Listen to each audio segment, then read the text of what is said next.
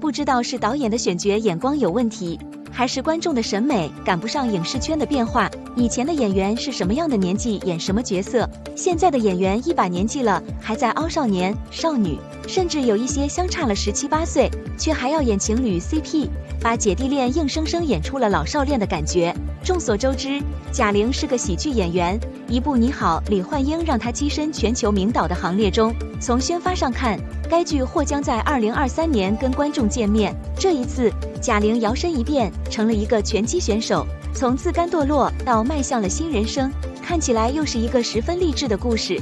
当然了，40岁的贾玲是否可以驾驭拳击手的角色，我们暂且不做评论，毕竟她的演技不算差。你好，李焕英的票房跟口碑，观众也有目共睹。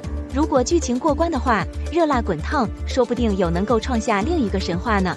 但值得一提的是，热辣滚烫近期热度飙升，不是因为贾玲再一次当了导演，而是因为杨紫出现在路透中被围观。首先，杨紫跟贾玲都是实力派，两人的长相都是那种偏甜美型的，不说身材，光是把两人的脸蛋放在一起，确实有一种神似感。从神韵上来说，贾玲跟杨紫演来扮演母女，或许还真是个不错的选择。第二，从状态上来讲，29岁的杨紫扮演女儿角色还真不是不行。目前的她依旧少女感爆棚，完全看不出来是个即将踏上30岁年纪的女人。一直以来，顶着一张娃娃脸的杨紫，比同龄女星看着要年轻、稚嫩很多。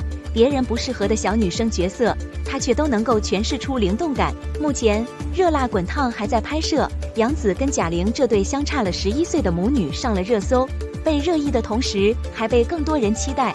你呢？觉得他俩演绎母女角色合适吗？有什么想法？欢迎留言评论告诉大家哦。